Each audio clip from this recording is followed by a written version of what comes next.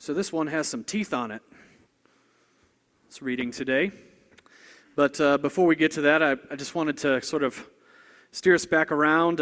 As I mentioned in the steeple this week, this past month or so has found me intentionally spending a lot of time in the parish archives, familiarizing myself with the reports that my predecessors have given around the first of the year, going all the way back to the early 80s. Not only is there a wealth of information found in those addresses to the parish, but sometimes they come awesomely with supplemental material like scrapbooks. They have everything in them from newspaper articles, original artwork from some of the kids from this place who are now adults, and my favorite, pictures. Yes, Dennis, pictures of you 40 years ago. They've captured so many familiar faces. Some of my favorites, and they're not here to defend themselves, but are of Sigrid Williams when she was still in the classroom.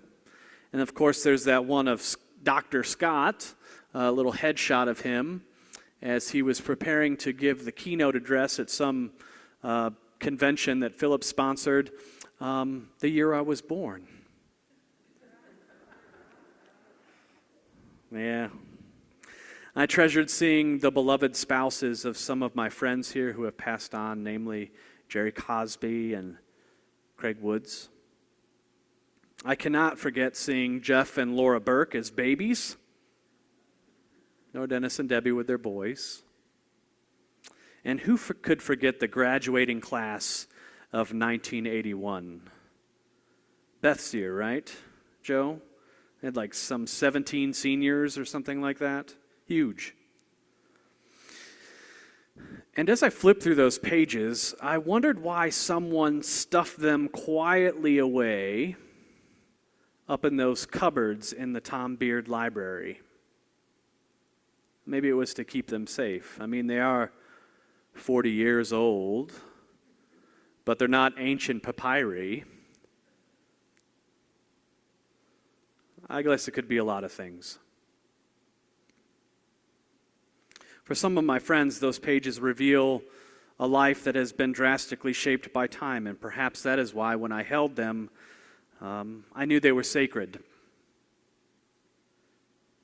to be treasured solely for the smiles they contain and not just for the history that they reveal.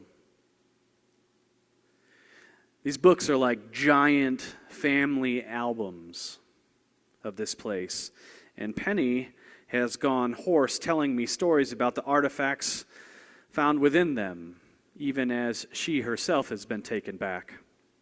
For pasted on the pages are letters from folks we know and love, and from some who have moved away, since passed, and have taken their leave of us. There is written between the lines of that history a story that speaks of a deep and lasting love here in this church, but also one that has been shaped profoundly by wounds, painful separation, death, and wondrously, new life after periods of great sorrow. Much has changed since 1981. You don't need me to tell you that. And while there are a great many of you present today that can remember your place here some 40 years ago, I'm reminded that there are several souls in this congregation today for whom St. Luke's is new, and that while such history remains captured in those books, it remains largely unexplained. There is a time and a place for everything. We know this. Some memories are painful, and there are certainly some that we would like to forget. I know there are some in my life that I would like to do so. But on the other hand, some memories are marvelous and indeed hallowed. But like the painful ones, they remain buried by the sands of time or hidden in cupboards, as if closing the door on them somehow allows us to do something better with our time. when in reality, we know that one of the blessings of the Christian life is to bear the memories of those we love and take seriously the blessing of Jesus' life and what it means to know that we need to do that deep memory work with one another in order to go closer with each other.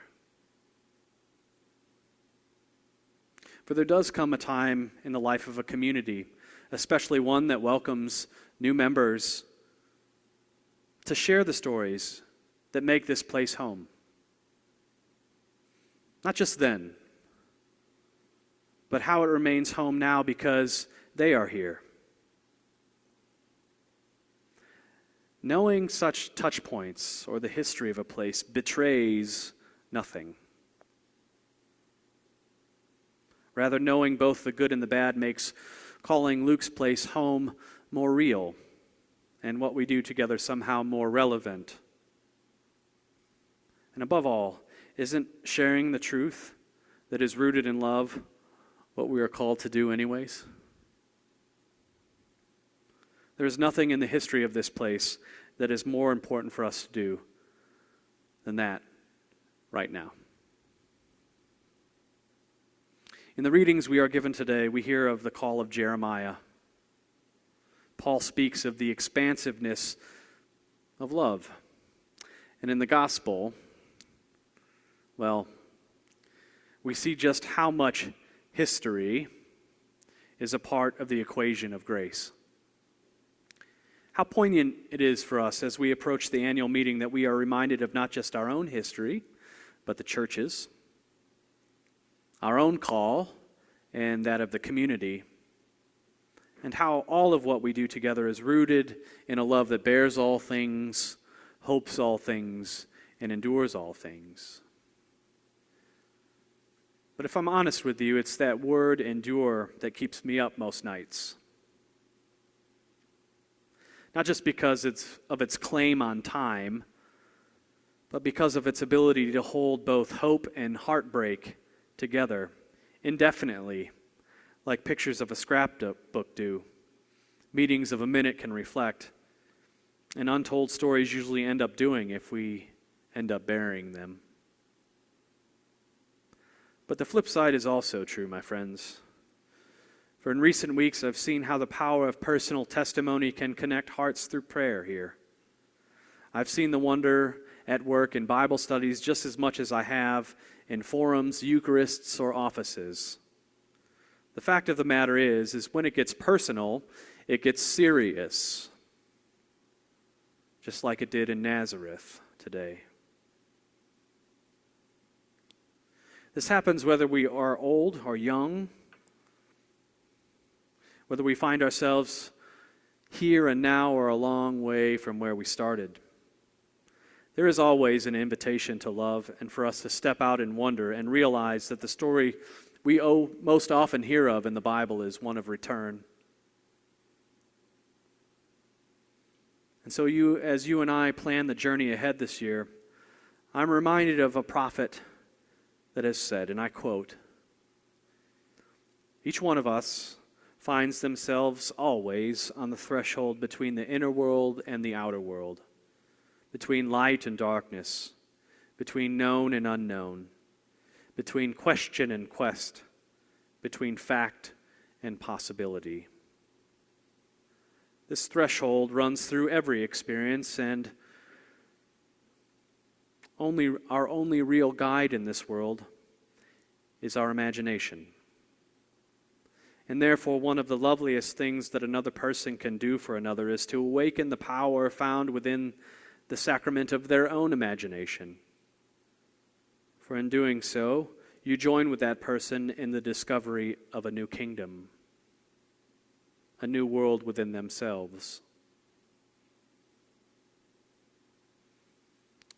For is there anything more personal than self-discovery in community,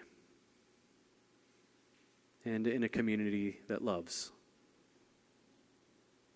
My friends, Jesus knew that the best teachings concerning how to live and to live abundantly comes not from data sheets or reports, but by narratives that remind us of what we already know.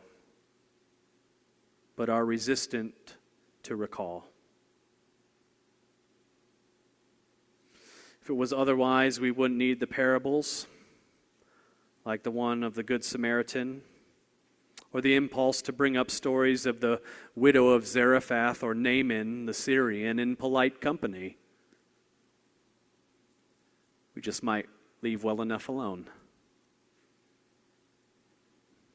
But we aren't to remain alone or leave well enough alone. We are better together, and the call to share life with one another remains, whether the cliffs are near us or not.